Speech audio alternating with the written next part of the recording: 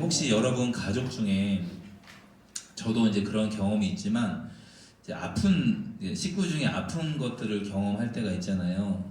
그럴 때 온 가족이 힘들다는 걸 좀 알게 되었습니다. 또 오늘 말씀을 준비하면서 얼마 전에 저희 이제 처갓집에 이제 조카 하나가 이제 밤에 좀 이게 갑자기 예, 의식을 잃고 힘들어서 전북대학병원에서 이제 좀 검사를 하고 이게 또 다시 퇴원했다가 다시 또 그렇게 증상이 일어나서 막 엄마를 못 알아보고 막 의식을 잃어가는 거예요. 이래랑 동갑인 아이, 여자아이였는데 그래서 결국은 서울에 가서 이제 연세 세브란스에서까지 최종적으로 검사를 했는데 다행히 큰 문제는 이제 없었습니다. 근데 그 한 3주 동안 저도 막 그 아이를 막 붙잡고 기도해주고 막 할 수 있는 게 아무것도 없잖아요, 이 식구로서. 그리고 온 가족이 저희 처갓집 쪽이 정말 비상이었습니다. 좀 걱정이 되더라고요, 막. 그래서 이제 온 가족이 힘들고 특히 그 부모들은 얼마나 또 힘들겠습니까? 딸이 그렇게 아픈데 할 수 있는 게 없잖아요. 그럼 두 분 다 일을 쉬시고 또 서울까지 데리고 가서 연차를 내고 검사를 받는 그런 시간들을 좀 가졌습니다.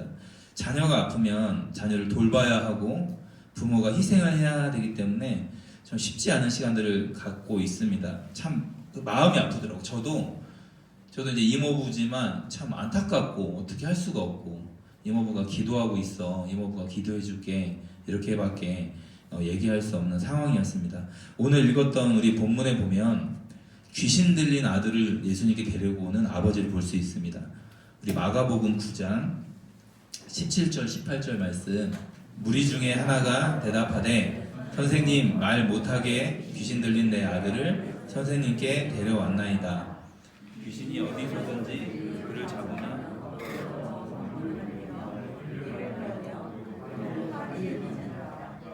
내가 선생님의 제자들에게 어쩌다 달라 하였으나 그들이 능히 하지 못하더이다. 아멘.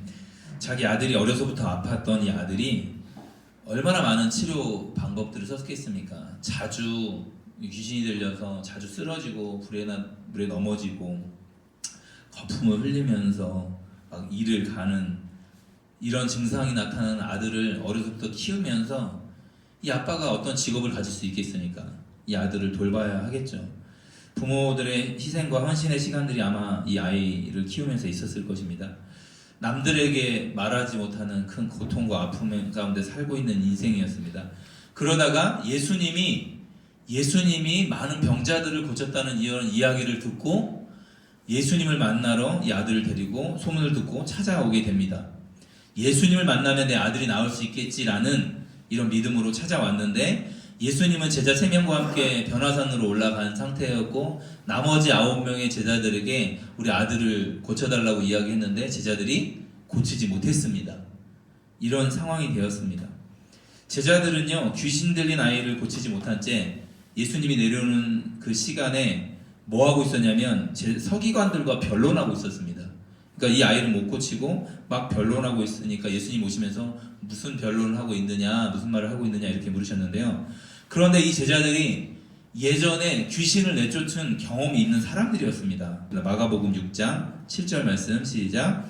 12제자를 부르사 둘씩 보내시며 더러운 귀신을 제어하는 권능을 주시고 7절 보시면 빨간 글씨로 써 있는데 더러운 귀신을 제어하는 권능을 주시고 누가 주셨습니까? 예수님이 12제자를 모으시고 이제 2명씩 이제 전도하러 가라 그러면서 어떤 걸 주셨냐면 더러운 귀신을 제어하는 권능을 주셨습니다. 12절 13절 말씀 같이 한번 읽겠습니다.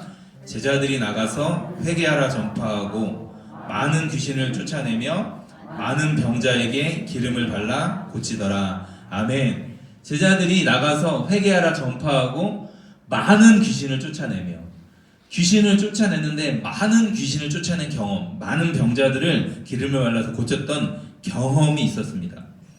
여러분 이 12명의 제자는요 더러운 귀신을 제어하는 권능을 예수님께 직접 받았습니다. 그리고 우리 읽었던 13절 말씀처럼 많은 귀신을 내쫓은 경험이 있었습니다. 그런 그들이 귀신 들린 아이를 데리고 왔을 때 고치지 못했습니다. 분명히 많은 귀신을 쫓아낸 경험이 있었는데 고치지 못했습니다. 이걸 통해서 우리가 좀 몇 가지 살펴볼 수 있겠는데요. 먼저는 조금 이따 살펴보겠지만 기도였습니다. 예수님이 말한 건 기도 외에는 이런 이유가 나갈 수 없다. 예수님은 고치셨거든요. 그러니까 예수님이 제자들이 묻는 왜 우리는 못 고쳤습니까? 예수님은 고치셨는데 왜 우리는 못 고쳤습니까? 기도 외에는 이런 종주가 나갈 수 없다라고 말씀하셨는데 여러분 이전의 경험으로 아이를 고치지 못했습니다. 동일한 것 같아요. 저희들도 이전에 받은 어떤 은혜들로 오늘 믿음으로 살아갈 수는 없습니다. 어려서 받은 은혜, 몇 년 전에 받았던 큰 은혜로 오늘 믿음으로 살아갈 수는 없습니다. 저의 믿음의 경험이 오늘 저를 믿음으로 세워주진 않습니다. 오늘은 오늘의 믿음이 필요한 것입니다. 할렐루야. 그래서 예전에 좋았던 믿음으로 그것만 추억하면서 예전엔 뜨거웠는데 예전에는 참 예수님과 함께 동행하는 행복한 삶을 살았는 데가 오늘 믿음으로 살아가는데 크게 도움이 되지 않습니다. 오늘은 오늘의 믿음이 필요한 것입니다. 그래서 제자들이 왜 고치지 못했는지 우리 마가복음 9장 28절 29절 말씀 집에 들어가심에 제자들이 조용히 묻자오되 우리는 어찌하여 능히 그 귀신을 쫓아내지 못하였나이까.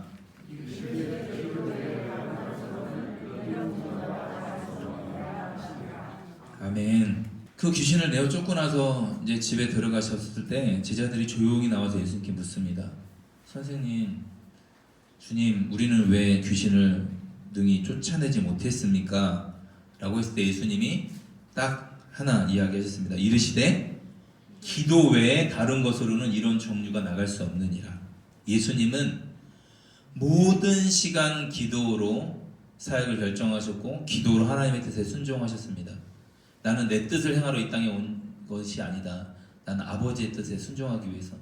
그리고 항상 새벽이나 병자를 고치고 나서 저녁이나 항상 하나님 앞에 기도하는 삶을 사셨습니다. 기도 외에는 다른 종류가 나갈 수 없다. 이번 원월두교의 특별 부흥의 주제가 하나님께서 다 한다입니다. 현수막 보시면 말씀이 있는데 어떤 말씀입니까? 마가복음 9장 23절. 오늘 이 본문의 말씀을 좀 이 부흥의 말씀으로 제가 받고 기도로 준비하고 있는데 여러분 할 수 있거든요. 무슨 말이냐? 믿는 자에겐 능히 하지 못할 일이 없느니라. 기도 외에는 다른 길이 없습니다. 이 아이를 고치는 거, 귀신 들린 이 아이를 고치는 데 있어서 제자들이 예전에 많은 귀신을 쫓아내었던 경험으로 예전에도 했으니까 내가 지금도 기도하면 이 아이가 귀신이 다 쫓아나갈 거야 라고 전혀 하나님께 의지하지 않고 기도하지 않았던 제자들의 삶이 그 귀신을 내쫓지 못하는 결과가 초래했습니다. 결국은 기도하지 않았다는 것입니다. 제자들의 삶이 기도의 삶이 아니었다는 것입니다. 여러분 기도는 무엇입니까? 기도는 철저하게 나를 하나님 앞에 무릎 꿇고 나를 꺾고 하나님의 뜻에 순종하겠다는 결정입니다. 주님, 하나님이 하셔야 합니다. 하나님이 도우셔야 합니다. 기도란 하나님을 의지하는 것입니다. 그래서 제자들은 철저하게 나의 경험을 의지했습니다. 즉 내가 할 수 있다고 생각했습니다. 내가 충분히 예전에도 해봤으니까 할 수 있다고 생각하고 귀신을 쫓아내려고 기도하지 않았겠습니까? 거기서 막 사역을 하지 않았겠습니까? 그런데 귀신이 나가지 않는 거예요. 나를 의지했기 때문에. 결국은 기도는 내가 아니라 하나님을 의지하게 만드는 도구입니다. 그래서 하나님께서 하신다. 하나님께서 다 하셔야만 한다라는 그 고백이 바로 기도인 것입니다. 제자들이 귀신을 쫓지 못한 이 상황에서 아버지 앞에 예수님이 이제 변화산에서 제자 3명과 함께 나타나셨습니다. 그리고 자기 아들이 귀신을 들려서 고통스러운 삶을 살았다고 이야기합니다. 또한 선생님의 제자들이 우리 아들을 고치지 못했다고 이야기하는 장면이 나옵니다. 이렇게 들으시고 예수님이 어떻게 말씀하시는지 마가복음 9장 19절에서 22절까지 살펴볼 건데요. 대답하여 이르시되 믿음이 없는 세대여 내가 얼마나 너희와 함께 있으며 얼마나 너희에게 참으리요 그를 내게로 데려오라 하시매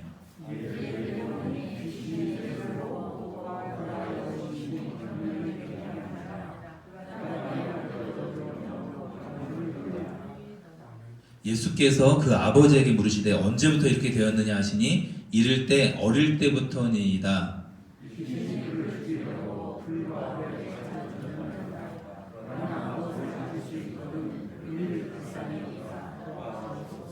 아멘. 자, 제자들이 고치지 못하고 실망한 상황에서 예수님이 아버지가 예수님께 와서 제자들이 못 고쳤습니다 라고 할 때 예수님이 어떻게 말씀하셨냐면 대답하여 이르시되 믿음이 없는 세대여 내가 얼마나 너희와 함께 있으며 얼마나 너희에게 참으리요 그를 내게로 데려오라 하시매 이에 데리고 오니 귀신이 예수를 보고 곧 그 아이로 심히 경련을 일으키게 하는지라 그가 땅에 엎드려져 구르며 거품을 흘리더라. 자, 예수님이 그 아이를 데리고 오라. 그러니까 데리고 오니까 막 심히 경련을 일으키면서 땅에 엎드려져 지금 구르고 있습니다. 그리고 거품을 흘리고 있는 상황에서 예수님은 태연하게 이렇게 말씀하시는 거예요. 그 아버지에게 언제부터 이렇게 되었느냐라고 예수님이 물으시는 거예요. 이르되 어릴 때부터니이다. 귀신이 그를 죽이려고 불과 물에 자주 던졌나이다. 그러면 아버지가 뭐라 그랬냐면 그러나 무엇을 하실 수 있거든. 그러니까는 제자들은 예전에 귀신을 내쫓은 경험으로 고치려다가 못 고쳤고 지금 아버지는 어떤 경험이 있냐면 선생님의 제자도 못 고쳤잖아요.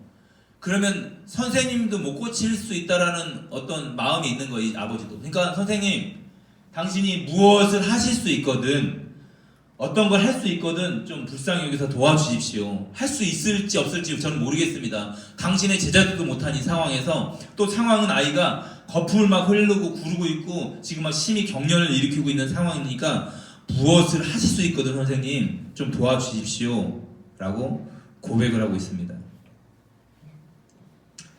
여러분, 믿음으로 예수님 앞에 나왔지만 제자들이 못 고쳤던 이 상황 앞에 선생님도 안 되겠지, 제자들도 안 됐는데 뭐 그 선생님이라고 무슨 수가 있겠어?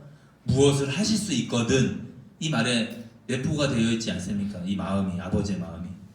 여러분, 똑같이 귀신 들린 자녀를 가지고 있었던 이방 여인이 있었습니다. 마가복음 7장 24절부터 30절 말씀 제가 한 절씩 읽으면서 설명해 드리겠습니다.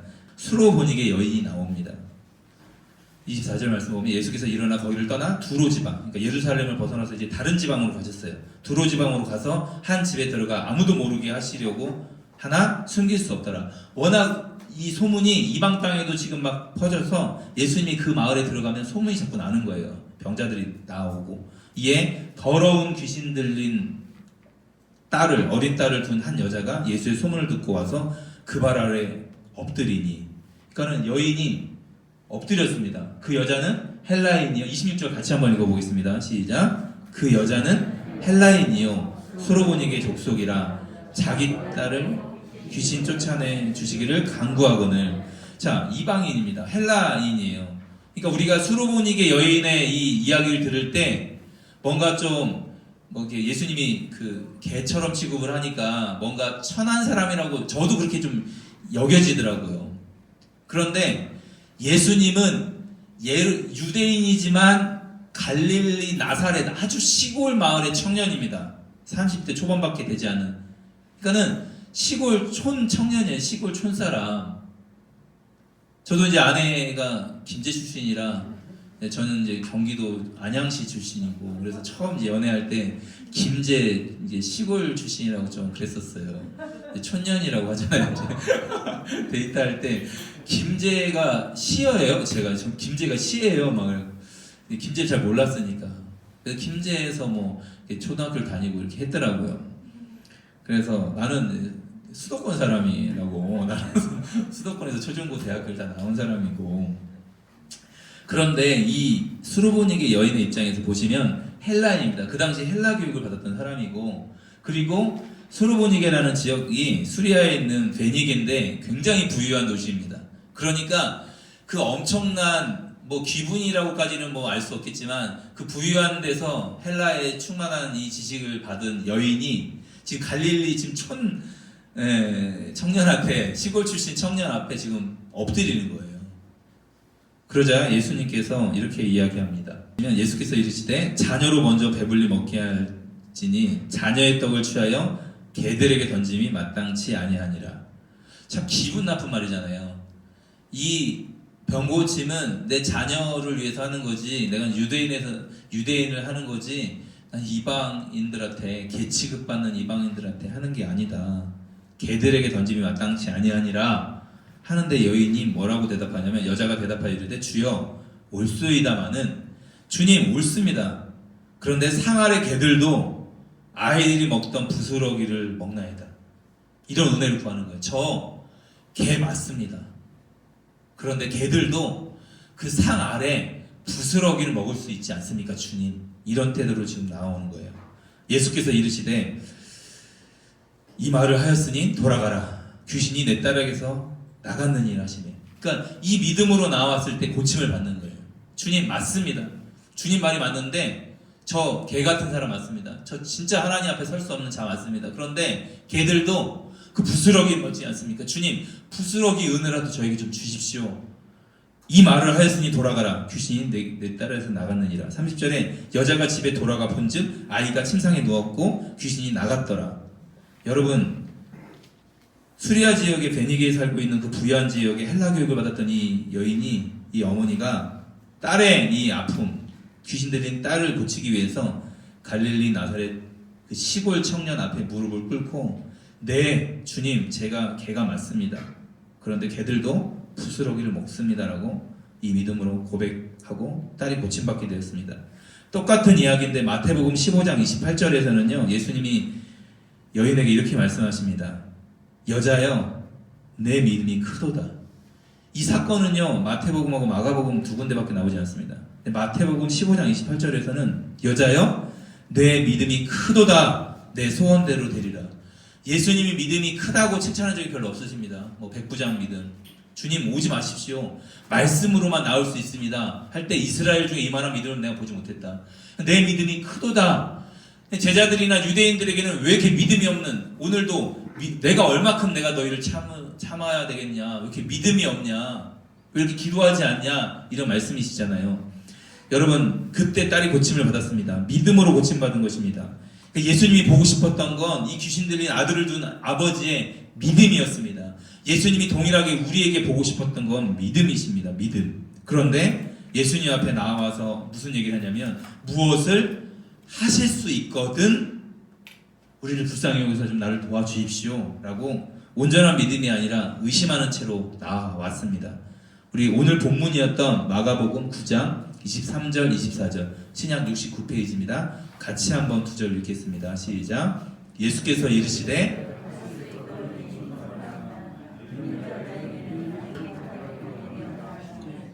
곧 그 아이가 아버지가 소리를 질러 이르되 내가 믿나이다. 나의 믿음 없는 것을 도와주소서 하더라. 아멘. 이 말을 들으시고 무엇을 하실 수 있거든 이런 말을 하는 아버지 앞에 예수께서 이르시되 할 수 있거든이 무슨 말이냐. 이 말씀을 준비하면서 예수님이 어떤 마음으로 이런 말을 하셨을까, 이런 느낌으로 하셨을 것 같아요. 예수님이 막 화를 내는 건 아니시지만 할 수 있거든이 무슨 말이냐, 너무 안타까우셔서 믿는 자에게는 능히 하지 못할 일이 없느니라. 너 믿음으로만 나오면 돼.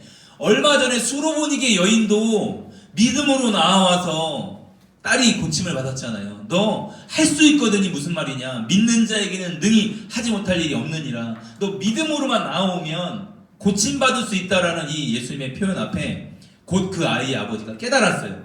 그 예수님의 이 책망 앞에 깨달았습니다. 소리를 질러 이르되, 보시면 소리를 질러, 그 아이의 아버지가 소리를 질러 이르되 내가 믿나이다. 나의 믿음 없는 것을 도와주소서 하더라. 이상하지 않습니까?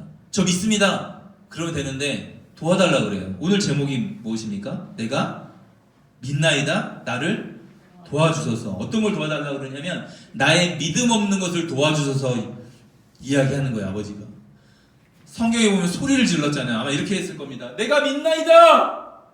그런데 나의 믿음 없는 것을 주님 도와주십시오. 이런 표현인 것 같아요. 주님 믿는 자에게 능히 하지 못할 일이 없느니라 말씀하실 주님 앞에 저 그렇게 믿고 싶습니다. 저 진짜 그런 순전한 믿음을 소유하고 싶은데 저에게 믿음이 없습니다. 나의 믿음 없는 것을 도와주십시오 라고 고백했던 것 같아요. 아버지가 저 주님 정말로 간절하게 저 의심 없이 주님이 우리 아들을 고칠 거라는 거 정말 믿고 싶은데 제가 믿음이 없습니다. 저는 여전히 의심하고 두려워하고 있습니다. 나의 믿음 없는 것을 도와주소서 라는 이 고백인 것 같습니다. 내가 믿나이다. 나의 믿음 없는 것을 도와주소서. 이 이야기를 했을 때 예수님께서 무슨 말씀을 하셨냐면 예수께서 우리가 달려와 모이는 것을 보시고 그 더러운 귀신을 꾸짖어 이르시되 말 못하고 못 듣는 귀신아 내가 내게 명하노니, 예수님의 이름으로 명하시는 거예요. 내가 내게 명하노니 그 아이에게서 나오고 다시 들어가지 말라 하시매, 예수님이 이렇게 말씀하시니까 귀신이 소리를 지르며 아이로 심히 경련을 일으키게 하고 나가니 그 아이가 죽은 것 같이 되어 많은 사람이 말하기를 죽었다 하나, 아이가 그냥 갑자기 그냥 죽은 것처럼 심히 경련을 일으키고 소리를 지르며 확 귀신이 나가니까 죽었구만, 많은 사람들이 죽었어 이렇게 하나 예수께서 그 손을 잡아 일으키시니 이에 일어서니라. 여러분, 죽은 것 같은 이 아이에게 예수님이 손을 잡아 일으키시니까 새 생명이 시작되었습니다. 이 아이가 살게 된 건 대단한 믿음이 아니었습니다. 수로보니게 여인처럼 저 개가 맞습니다, 개들도 부스러기 먹습니다 라는 그런 순전한 믿음도 아니었고, 저 주님 믿고 싶습니다, 그런데 나의 믿음 없는 것을 좀 도와주십시오 라는 이 고백, 이 연약한 고백으로 아이가 낫게 되었습니다. 여러분, 부족하고 연약한 모습일지라도 예수님 앞에 이렇게 간절히 구하면 예수님이 고쳐주십니다. 이 아이를 살려주십니다. 대단한 믿음이 아니어도 상관없습니다. 여러분, 부족하고 연약한 모습일지라도 주님 앞에 무릎 꿇고, 주님, 제가 주님을 정말로 간절히 믿고 싶습니다. 저의 믿음 없는 것을 도와주십시오. 저 의심하지 않고 살아가고 싶은데 날마다 의심하는 연약한 저입니다. 저를 좀 도와주십시오 라는 기도가 여러분들을 다시 회복시키는 예수님의 그 치료의 손길이 여러분의 삶을 회복시키실 것입니다. 여러분, 이 땅의 다음 세대가 예수님을 만나면 변화될 수 있습니다. 3주 동안 동해 통해서 많은 민족, 다양한 분들 오셨으면 좋겠습니다. 또한 북한 이탈 주민 뿐만 아니라 이 땅에 있는 다음 세대들이 나와서 함께 예수님을 만날 수 있는 시간이 되었으면 좋겠습니다. 예수님을 만나 변화된 여러분들이 그들을 초청하는 것입니다. 이 시간 동안 그때 우리에게 필요한 건 믿음입니다. 주님, 이 전할 때 예수님 믿으라고 전할 때도 우리에게 믿음이 없잖아요. 저 사람이 진짜 이걸 받아들일지. 주님, 저는 그냥 예수 믿고 구원받으라고 전할 뿐입니다. 주님, 나의 믿음 없는 것을 좀 도와주십시오. 여러분, 그렇게 함께 기도해야 하는 것입니다. 여러분, 이건 우리의 믿음의 삶에서 정말 많이 필요한 것 같아요. 지금도 여전히 저 주님 믿습니다, 저의 믿음 없는 것을 좀 도와주십시오. 주님, 정말 주님만 믿고 싶습니다, 부족한 저의 믿음을 좀 붙들어 주십시오. 제가 중국에서 7개월 동안 아내와 함께 일해가 1살 때 선교를 준비하다가 완전한 절망을 다 겪고 아무것도 할 수 없는 상태에서 중국에서 아내가 이제 한국에 일해와 함께 들어가서 이렇게 선교 훈련도 다시 좀 받고 이제 그 전주에서 하는 집회도 참여하고 싶다고 믿음으로 아내가 출발을 했습니다. 재정이 없었는데 저희가 중국에서 이제 뭐 사역도 다 포기하고 이런 상태에서 통장에 재정도 아무것도 없었는데 기도하고 응답받고 아내가 비행기 타고 떠나는 거예요, 광저우에서. 그때 이제 중국에 홀로 남은 저에게 제 인생의 터닝 포인트가 그때 시작되었던 것 같습니다. 그때 정말 주님 믿고 싶은데 믿음 없는 저를 그냥 다 발견하고 나서 다시 한국에 돌아가고 싶은 마음이, 그러니까 금요일 철야 예배 끝나고 집에 이제 걸어가는데 중국 아빠 엄마가 그 아이를 이렇게 못마 태우고 노점을 하시는데 이래랑 너무 닮았었어요, 이 아이가, 남자애고.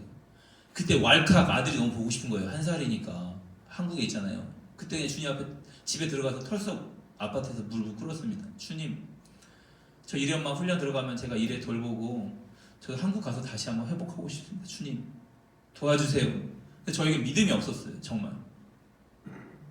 근데 정말 신기한 일이 다음날 일어났는데, 제가 이제 이전에 알고 있던 장로님 한 분이 갑자기 후원을 해줄 마음이 생기신다고 저한테 연락이 오셔서 그 당시 돈으로 한 60만 원을 후원해 주셨어요. 한국 들어갈 비행기 값이 후원이 들어왔어요. 그러니까는 정말 신기한 일이었습니다. 그리고 한국 와서 다시 좀 이제 회복이 되고 나서 아내와 제가 결정을 한 건 중국 삶을 정리하고 한국으로 아예 이제 다시 이사를 들어와야겠다. 저희 짐이 다 중국에 있었기 때문에 그럼 내가 왕복 비행기 표를 끊고 내가 한국으로 다시 돌아오겠다. 거기서 이제 뭐 물건 싸갖고 내가 배로 띄워 보내고 나는 이제 뭐만 하면 되는 거예요. 근데 출발하는 날 겨울이었는데 이런 거였습니다. 같이 이제 조선족 선교사님이 이제 그 광저우에 들어가시는 일이 있어서 같이 비행기 타고 들어가기로 했는데 저는 현재 이제 25만 원을 못 낸 상태였었어요. 그리고 전주에서 버스를 타고 전주대에서 제일 싸니까 전주대에서 버스를 타고 남부터미널로 도착하는데 계속 25만 원이 안 채운 상태였습니다. 주님, 저 믿고 싶습니다. 근데 제가 믿음이 없더라고요. 계속 불안해하더라고요. 계속 통장 돈 들어왔는지 확인하고 터미널 내려서 그 CD기에서 찍어보니까 또 안 들어왔고 주님 25만 원 주세요. 이런 거죠. 주님 25만 원 주세요. 근데 계속 의심하고 있어요. 제가 불안해하고 있고. 그래서 그 개척교회에서 잠을 자기로 했는데 그 교회에 들어가서 이제 사모님이 떡국을 해주셨습니다. 그래갖고 목사님 내일 중국 들어가신다며. 네, 김성교사님하고 같이 들어가는데 성교사님은 뭐 이미 비행기 다 끊었고 저는 아직 25만 원 안 채워졌는데 하나님이 다 채워주십니다. 걱정하지 마십시오. 이렇게 믿음의 고백을 한 줄 알았는데 몇 개월 후에 그 사모님을 목사님을 만났어요. 큰 집회가 있어서 그때 제가 믿음으로 고백하지 않았냐 그랬더니 그때 목사님 얘기하시더라고요. 엄청 불안한 얼굴이었대요. 제 표정이 막 근심이 흘러내리고 막 엄청 불안한 표정이었대요. 그런데 여행사에서 11시까지 입금하지 않으면 이 티켓은 취소됩니다. 그래서 제가 기억납니다. 9시 45분인가 제가 교회 옆에 있는 그 농협인지 우리은행인지 거기 계속 확인했는데 안 들어오는 거예요. 계속. 주님, 제가 믿고 싶습니다. 제가 정말 믿음이 없더라고요. 1시간 이제 10몇 분밖에 남지 않았는데. 근데 같이 갔던 조선족 형사님도 은행 어디 뭐 들릴 일이 있어서 제가 들렸던 은행 그 옆에 다른 은행 그 24시간 가갖고 그분이 이제 뭐 찾으시는 것 같아요. 통장을. 저는 이제 안 보고 있었죠. 보면 시험 되니까. 뒤돌아 있었는데 10,000원짜리 현금이 나오는 것 같은 소리가 드는데 제가 보기에는 25장 같은 느낌이 들어요. 막 그런 생각을 하면 안 되는데 조선족이시고 중국 들어가는 상황인데 내가 후원을 해도 모자를 판에 그분한테 내가 후원을 받으면 안 되니까 이건 말도 안 되니까. 그런데 너무 간절해지니까 툭툭툭 하는데 25장이면 30장 같은데 이런 생각이 들었어요. 근데 성교사님 저를 툭툭 치면서 딱 툭툭 치는데 제가 이제 이거 봉투가 이렇게 그 하얀 봉투가 그 은행 봉투가 쑥 들어오잖아요. 제가 여기서 여기 표정으로는 웃고 있었던 것 같아요. 웃으면서 아니에요 성교사님. 아니에요 성교사님 그러지 마세요. 아니에요. 제가 도와드려야죠. 이랬던 것 같아요. 그런데 30만 원이 들어있었습니다. 그때 성교사님이 뭐라고 하셨냐면 아침에 새벽에 묵상을 하시는데 저에게 통장에 있는 30만 원을 후원하라고 주님이 이미 감동을 주셨대요. 그럼 아침에 연락을 하시지. 왜 밤 9시 47분 제가 기억돼요. 시간도. 왜 이 시간에 이걸 얘기하셨냐. 그랬더니 그분이 뭐라고 하시냐면 혹시 자기가 도와주는 게 하나님의 뜻이 아닐까. 그래서 제가 다른 사람한테 많이 갑자기 후원이 들어오면 와 하나님이 와 또 다른 사람 통해서 통장에 돈이 들어와 있어요. 이러면 그 선교사님이 내가 아니었나 보다 이걸 참으신 거예요.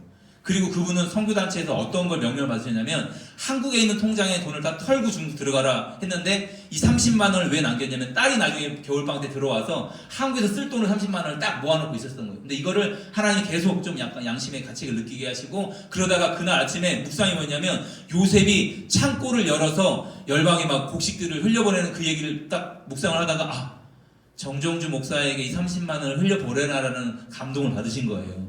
그리고 저는 저대로 전주에서 버스 타고 남부터미널 갈 때도 계속 의심을 하고 있어요. 제가 주님 믿습니다. 근데 불안해 하더라고 제가. 그게 2012년인데 그 이후로 저희 가정에서 수없이 그런 일들이 너무나 많이 일어났는데 여전히 저랑 아내가 느끼는 건 저희가 믿음이 없다는 것입니다. 항상 불안해하고 두렵다는 것입니다. 이 아이의 아버지처럼. 주님, 제가 믿습니다. 나의 믿음 없는 것을 도와주시옵소서. 때로는 들어갈 집이 없었고 때로는 재정이 없었고 때로는 어떤 상황이 막혀서 정말 하늘만 바라봐야 되는 상황 앞에 저희는 늘 연약하더라고요. 늘 의심하고 불안해하고. 그런데 신실하신 하나님께서 한 걸음 한 걸음 인도하셔서 여기까지 오게 하셨습니다. 여러분 그렇게 되면 이렇게 고백할 수밖에 없습니다. 하나님께서 다 하시는 거구나. 주님이 하시는 거구나. 하나님께서 하시는 거구나. 그러면 우리의 기도가 뭐였냐면 하나님이 행하여 주십시오. 우리 이렇게 한번 우리 옆에 분에게 고백했으면 좋겠습니다. 하나님께서 하신다라고 우리 옆에 분에게 같이 한번 하나님께서 하십니다라고 같이 한번 하나님께서 하십니다. 여러분 그러한 믿음으로 우리의 힘으로는 나의 믿음을 지킬 수가 없습니다. 주님이 매 순간 우리의 믿음을 저의 믿음을 붙잡아 주셔야 합니다. 하나님께서 다 하시는데 보고 싶은 건 우리의 믿음인 것입니다. 우리의 믿음. 주님 내가 믿습니다. 나의 믿음 없는 것을 도와주소서. 주님, 저 정말 믿음으로 살고 싶습니다. 그런데 제가 너무 연약합니다. 제가 너무 부족합니다. 저를 도와주시고 저를 붙들어 주십시오. 이 고백이 저와 여러분의 모든 삶의 고백이 되기를 주님의 이름으로 축원합니다.